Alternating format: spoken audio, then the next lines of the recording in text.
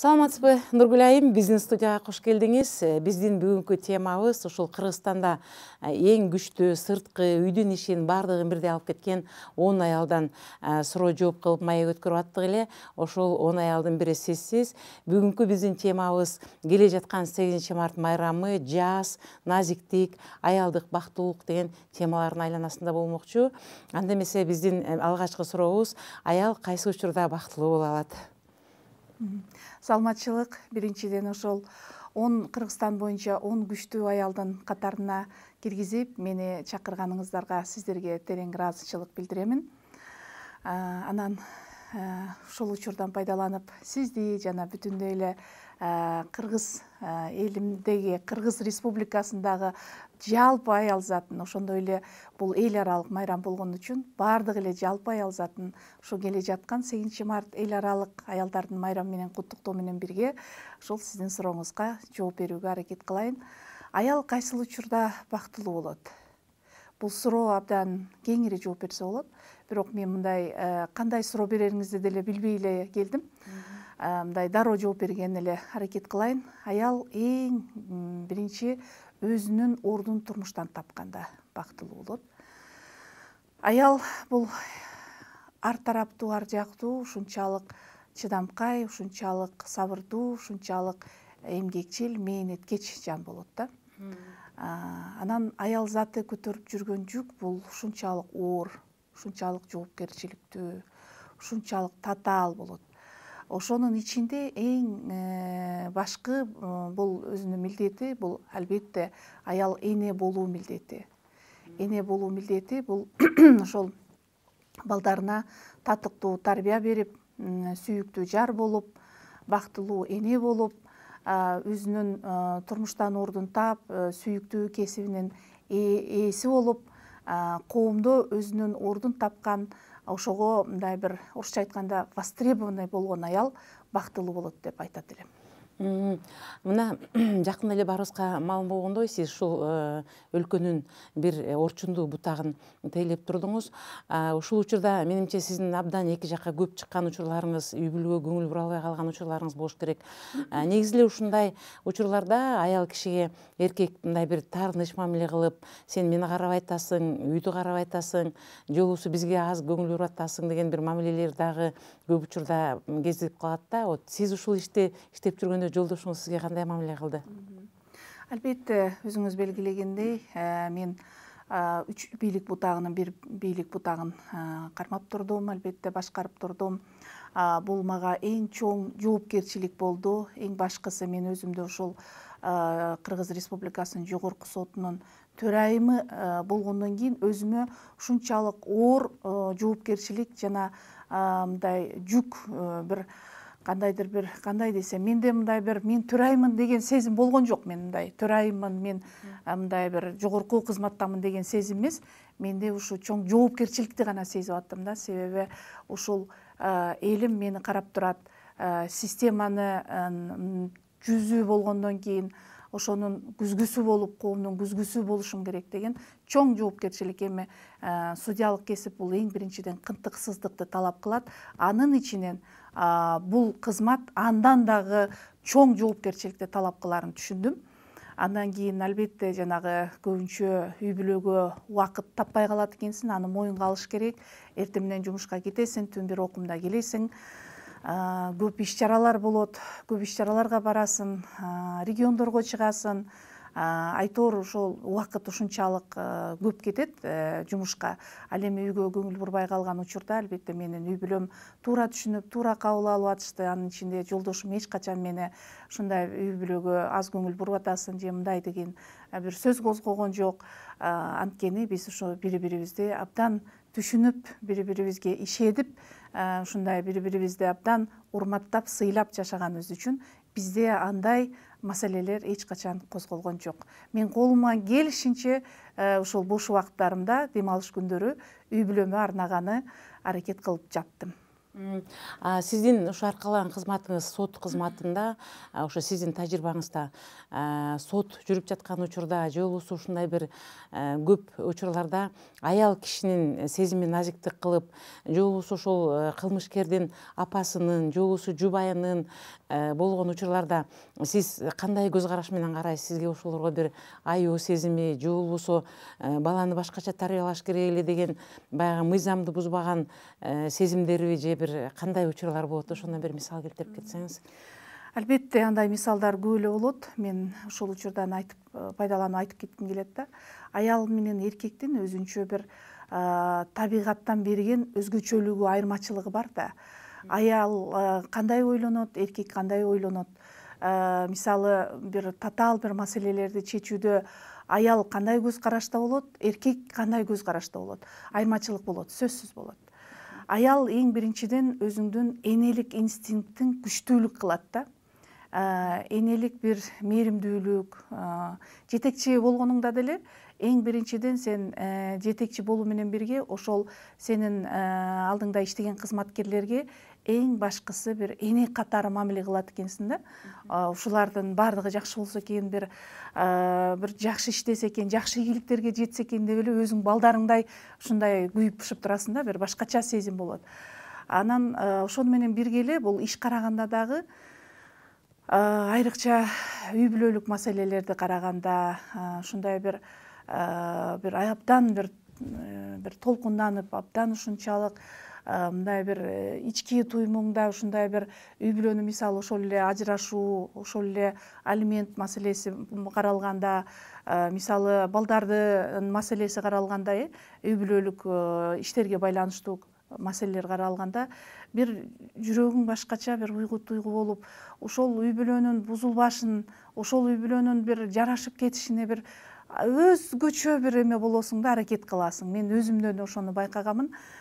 Мен ошол биринчи инстанциялык сотто иштегенде айрыкча ошол ажырашуу категориясында иштерди караганда ушуларга бир жарашуу үчүн мөөнөт берип, ушулардын жарашып кетишине бир шарт түзүп, ушунчалык бир түшүндүрүп булардын укук милдеттерин ушундай жарашууга аракет кылчумун да. Демек, аял киши ишти карап атканда баары бир өзгөчө бир мындай мамиле кылып, өзгөчө бир өзүнүн методикасын колдонот экенине мен ынандым да.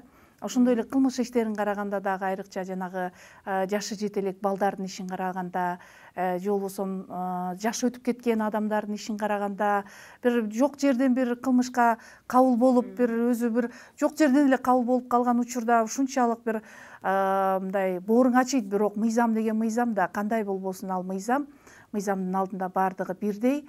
Бирок ошол мыйзам дагы адилеттүү болуш керек. Ошол адилеттүү чечим, өкүм чыгарганга болгон мындай аракетин жасап иштеш керек. Баардык эле судья аял эркегине карабай. Бирок аялдардын өзгөчө интуициясы күчтүү болот. Жанагы сотко келгенде эки тараптын тең чындыгы бар да. Эки тараптын тең угуп отурсаң, экөөнүкү тең чындай көрүнөт да. Бирок ошол ички туюмуң менен, ички интуицияңдын күчтүүлүгү менен ошол кайсыл тарапта чындык экенин сен таап чыгууда аялдардын интуициясы күчтүү болот го. Ушул келе жаткан майрам негизи эле эң негизи энелердин майрамы деп айтылат.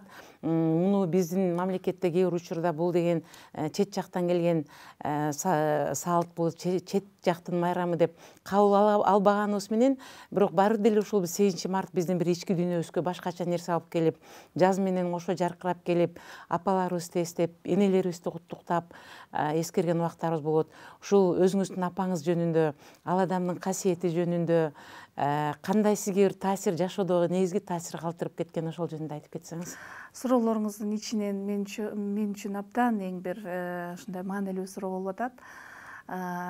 Эне жөнүндө айтканда ушунчалык бир башкача бир ой толгоо пайда болот да ар бирибизде ошол эне төрөп, эне чоңойтуп, өзүнүн ушул түн уйкусун бузуп, бизге болгон ушул тарбиясын берип, болгон эмгегин арнап келет. Менин апам дагы азыр мына 75-тен 76-га карады, Айпери деп. Атына заты жарашкан, ушунчалык колунан көрү төгүлгөн, ушунчалык мээримдүү, назик, ушунчалык боорукер апам бар, Кудайга шүгүр. атаман эрте ажырасам дагы Кудайга шүгүр ушул апамдын мээримине мындай бөлөнүп чоңойдум.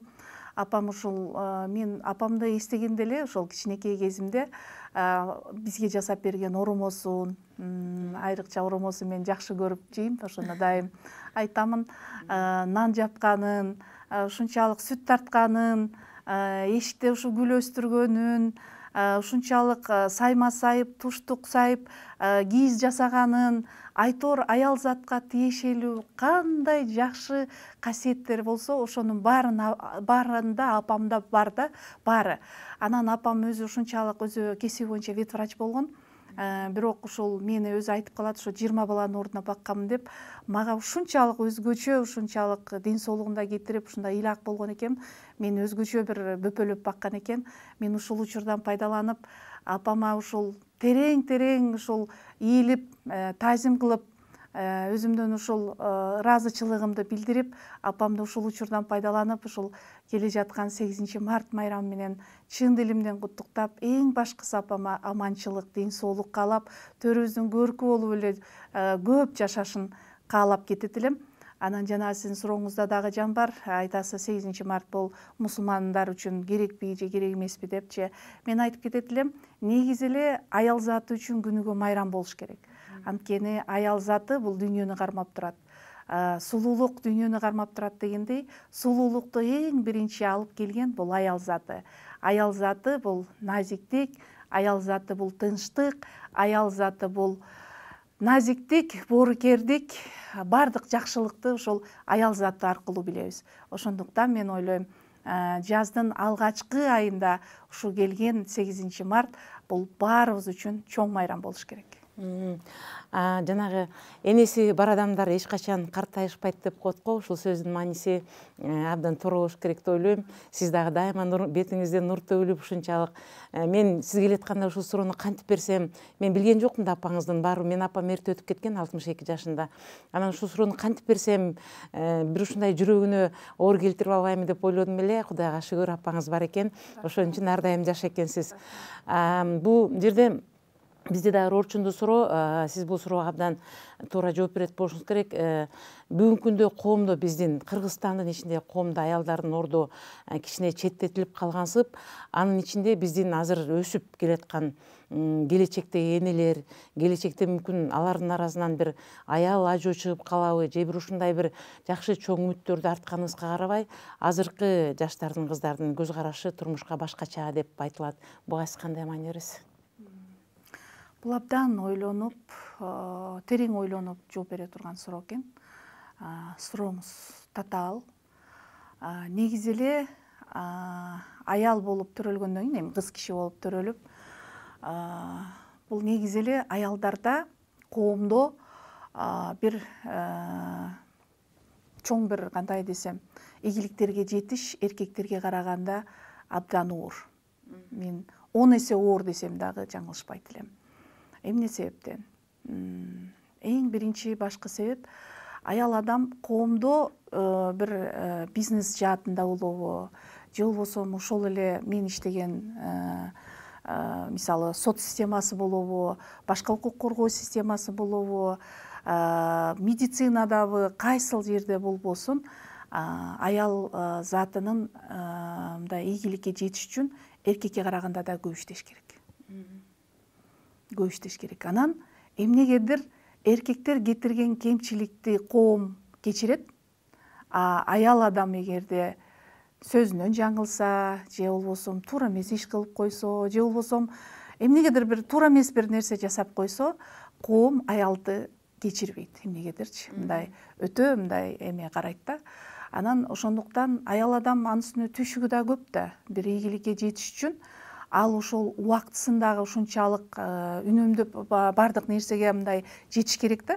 Үй бүлөгө дагы, мисалы сен үй бүлөдө энесин, аялсың, кайын журтта келинсин, төркүнүңдө кызсың, катышың бар, куда сөөгүң бар, бардыгындай мындай регулировать эткен аял да.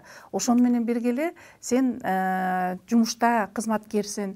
Ошол коомдо сен ошол бардык нерсеге аралашып, бардык нерсенин сен мындай бир жетишиң керек да. Анан эркектерге кичине оңоюраак, алар мисалы үй жумуштары менен, балдардын көп маселелери менен эркек көп баш оорубайт да. Аларга көбүнчө карьера жасоого же болбосо бизнести жасоого аларга оңоюраак болот. Ошондуктан аялдар эркектерге караганда көп иштеш керек. Анан эч качан ушул кемчилик кетирбеш керек. Анткени кемчилик кетирсең, коом кечирбейт да. Ошондуктан ар бир кадамыңды, ар бир сөзүңдү, ар бир ишиңди абдан ушунчалык мындай таразалап, алды артыңды карап, жет өлчөп бир кесип, абдан ойлонуп, анан иш кылыш керек да. Анан ошондуктан мен ойлойт элем, азыркы учурда, азыр мындай глобализация болуп аткан учурда, мындай бир коом өнүгүп өсүп, мындай техниканын өнүккөн заманында албетте аялдарга да кыйыныраак болуп атат. Бирок ошого карабастан мен ушул учурдан пайдаланып айтып кетейин. Биздин кыргыздын айымдары абдан потенциалы күч, абдан мындай кандай десем, билими, тажрыйбасы, ушунчалык өзүнүн адамгерчиликтүүлүгү жагынан дагы аялдар эркектерден кем калышкан жокпуз. Кесипкөйлүгүбүз Кудай буйрса жакшы. Өзүбүздүн бардык жактан ар тараптуу, ар жактуу өнүгүүгө болгон далалатыбызды жасап, аракетибизди жасап келатабыз. Албетте, мынау үч бийлик бутагында аялдардын азыраак болушу өкүндүрөт. Ошол эле мыйзам чыгаруу бийлигинде, аткаруу бийлигинде, бизде эми сот бийлигинде бир аз жакшы ситуация. Бизде эми 50-50 болбосо дагы биз жанагы аялдар иштеп келатабыз, эркектерден калышпай.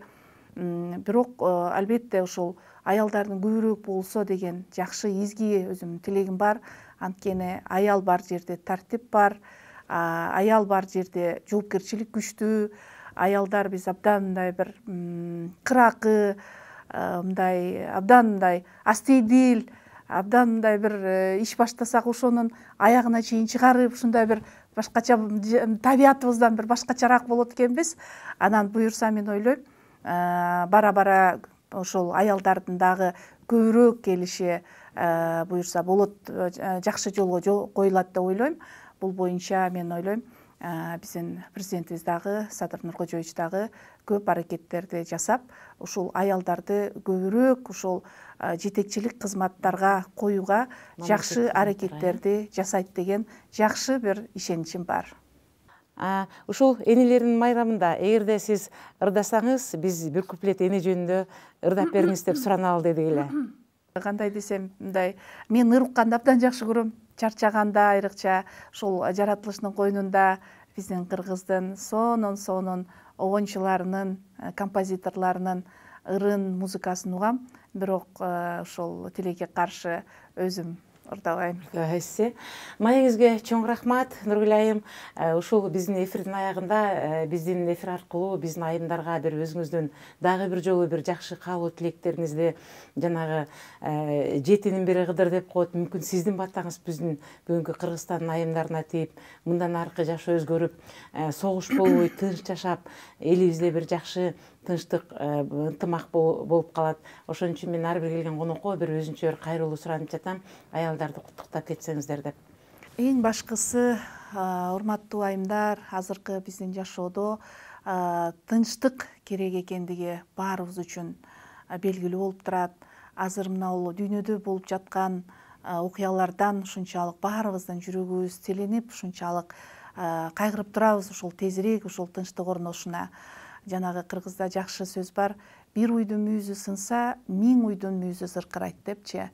Планетанын кайсыл жеринде бир кандайдыр бир согуш болуп атса, же болбосо бир жаман окуялар болуп жатса, бүтүндөй баарыбызга ошол таасирин тийгизет. Ошондуктан мен эне катары ошол эң биринчи баарыңыздарга дүйнөдө ушул тынчтык болсун. Тынчтык, ынтымак, биримдик, ырыскы, ушул дөөлөт, ден соолук, аманчылыкты тилейм. Баарыңыздарга ушул энелик бакыт тилейм. Асманыңыздар ачык болуп, жылдызыңар жарык болуп, энелер баарыңыздардын бала чакаңыздар менен өмүрүңүздөр узун болуп, өрүшүңүздөр жайык болсун. Дайым ушул биздин Кыргызстаныбыз өнүп өссүн. Биздин Кыргызстандын келечеги кең болсун. Балдарыбыз ушундай күлкүсү, балдарыбыздын күлкүсү жаңырып турсун. Мен өзүмдүн үй бүлөмө жана өзүмө эмнени кааласам, бардык жакшылыктарды сиздерге да каалаймын. Бар болуп, аман болуңуздар. Чоң рахмат.